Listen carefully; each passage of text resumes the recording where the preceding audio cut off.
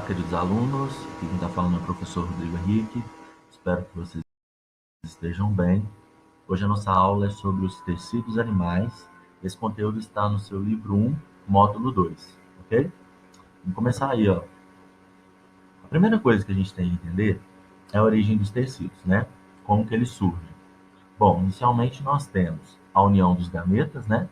O gameta masculino e feminino, espermatozoide e óvulo, a fusão dos núcleos dessas células, formando assim a célula que nós chamamos de célula ovo ou zigoto.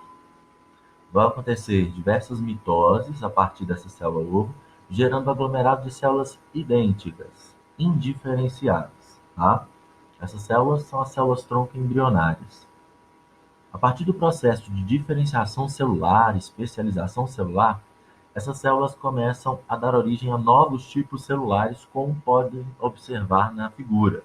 Então, essas células tronco se diferenciando vão originar as células cardíacas, os hepatócitos, as hemácias, os neurônios, entre outras células. E assim surgem os tecidos. Então, resumindo, os tecidos surgem a partir da diferenciação celular que ocorre nas células tronco. As células, então, passam a ser especializadas. E aí a gente pode abordar agora o conceito de tecido.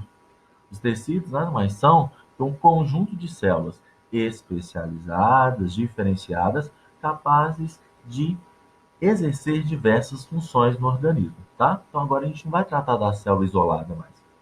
Agora é um conjunto de células executando determinadas funções, ok? Bom, existem 4 grupos de tecidos no nosso organismo, tá? Nós temos o tecido epitelial, observado nessa primeira figura, o tecido conjuntivo, observado nessa segunda figura, o tecido muscular, nessa terceira figura, e o tecido nervoso, tá? São esses tipos de tecido que nós vamos aprender. Hoje nós vamos nos ater ao tecido epitelial e fazer uma introdução ao tecido conjuntivo. Nas nossas próximas aulas, a gente dá continuidade ao estudo dos tecidos, ok? Então, começando com o tecido epitelial. Observando essa imagem, a gente está vendo aí um corte histológico, um corte de tecido epitelial observado ao microscópio, tá? Está nessa coloração porque foram usados corantes próprios para isso, para evidenciar melhor as estruturas desse tecido, tá? Por essa figura, a gente consegue observar algumas características próprias do tecido epitelial, como, por exemplo, pouca variedade de células, pouca variedade de tipos celulares. A gente observa nessa figura que as células são muito semelhantes, muito parecidas umas com as outras. Isso é uma característica desse tecido.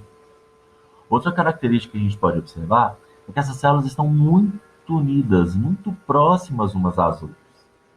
Então, a gente fala que essas células são justapostas, muito unidas. Isso é importante para a execução da função desse tecido, que a gente vai ver daqui a pouquinho. Então, nós vimos que tem pouca variedade de células, né, de tipos celulares, e essas células estão muito unidas, justapostas, muito próximas umas às outras. Além disso, a gente observa que nesse tecido não há vasos sanguíneos, tá? Então, esse tecido ele precisa ser nutrido por outro tipo de tecido que geralmente está abaixo dele, está subjacente a ele, que é o tecido conjuntivo. Então, a falta, a ausência de vascularização de vasos sanguíneos no tecido epitelial faz com que ele seja nutrido pelo tecido conjuntivo. Afinal de contas, todas as células precisam de oxigênio e nutrientes. E é o tecido conjuntivo que vai suprir isso para o tecido epitelial. Ok? Então, revendo as características, né? As células são justapostas, avasculares, tem pouca variedade de células, e o tecido epitelial é nutrido pelo tecido conjuntivo que está abaixo dele, que é o subjacente a ele. Voltando à figura anterior, a gente pode perceber que se as células estão muito próximas, muito unidas entre si, fica difícil passar substância entre essas células. Por isso, dessa característica, pouca ou nenhuma substância intercelular, o que é justificado pela justaposição das células, pelo fato de elas estarem muito unidas, muito próximas. Já que nós falamos então das características do tecido epitelial, agora nós devemos falar sobre as funções do tecido epitelial. E a primeira função é o revestimento. O tecido epitelial, ele reveste as partes internas e externas do nosso corpo, nos protegendo de certa forma. Então, a grande função dele é a proteção. Afinal de contas, ele reveste o nosso organismo, seja internamente ou externamente. Esse papel é muito importante porque também cria uma barreira mecânica protetora contra a invasão de agentes que podem causar doenças. Então, a função do epitelial de revestimento é revestir as partes internas e externas do nosso corpo, nos protegendo. Mas o tecido epitelial, ele também possui outras funções, como, por exemplo, secreção. Além de existir o epitelial de revestimento, existe o epitelial glandular, cuja função é a secreção. Existem dois tipos de glândulas no nosso organismo que estão relacionados à função de secreção. Como você pode observar aí na figura, a glândula exócrina ela possui um canal, um ducto, por onde ela secreta diretamente para o exterior a secreção. Ao lado aqui a gente está vendo a glândula lacrimal. É um exemplo de glândula exócrina. A glândula lacrimal, ela secreta a lágrima diretamente para o exterior, e tem um ducto próprio para isso. Outros exemplos de glândulas exócrinas seriam as glândulas mamárias, sebáceas, entre outros. Resumindo, existem tipos de glândulas. A glândula exócrina, ela tem ducto e secreta a sua secreção diretamente para o exterior. Ao mesmo tempo, nós temos então no organismo as glândulas endócrinas. Essas já não possuem ducto e elas secretam diretamente na corrente sanguínea hormônios.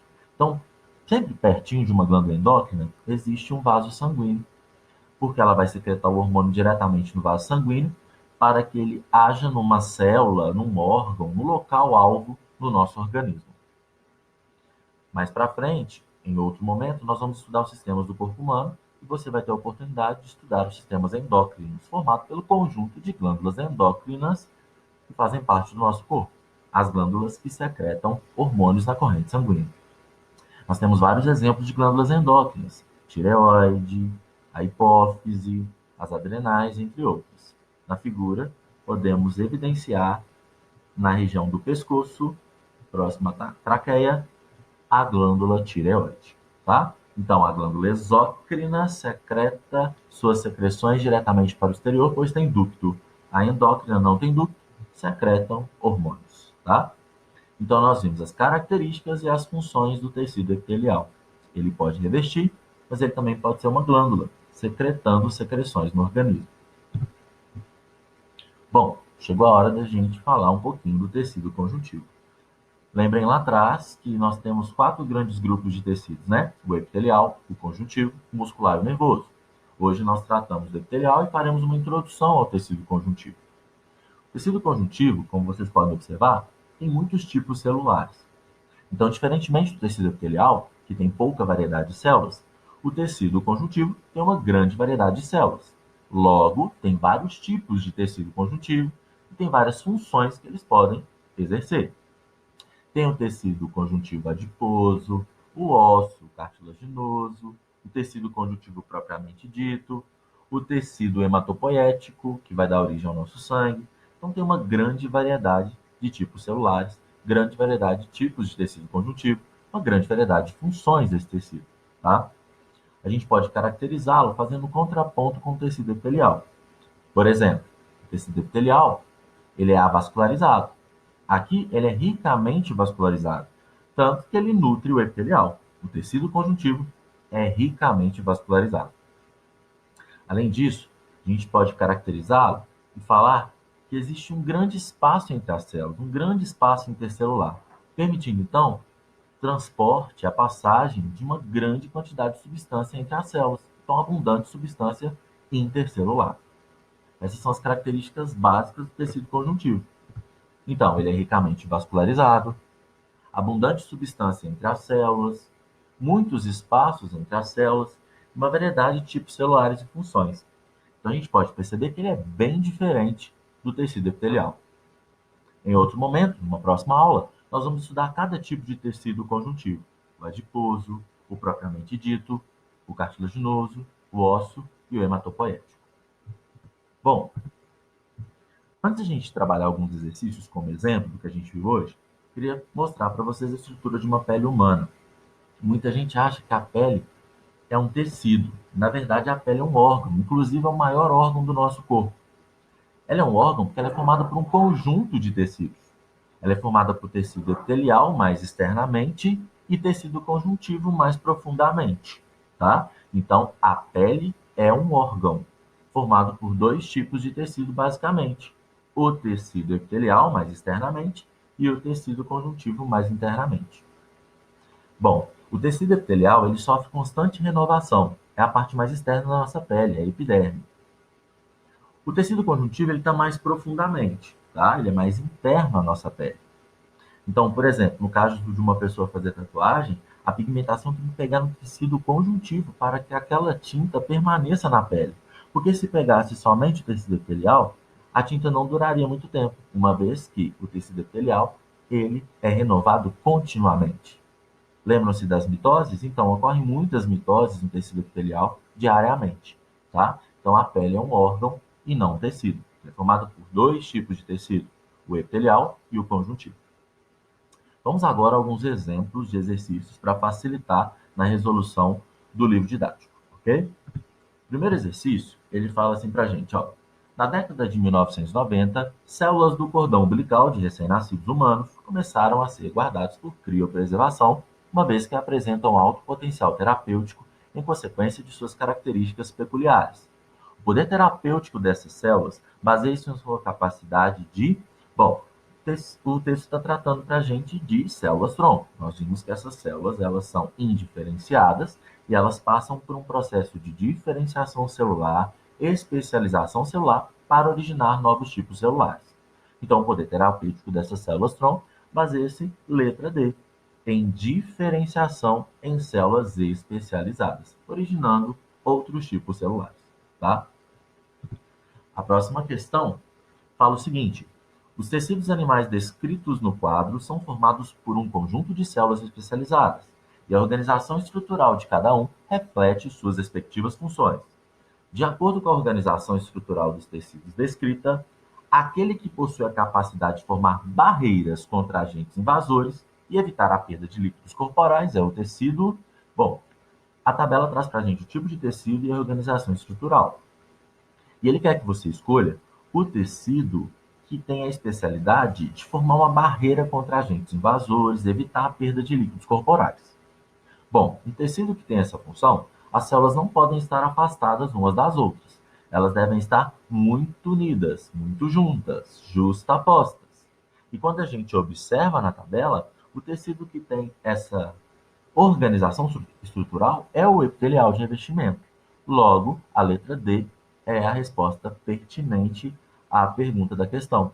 Então, o tecido epitelial de revestimento, ele possui a capacidade de formar barreiras contra agentes invasores e evitar a perda de líquidos corporais, porque ele tem células intimamente unidas entre si. Bom, agora é sua vez de tentar fazer os exercícios do livro. Espero que tenha ficado claro. Na nossa próxima aula a gente continua.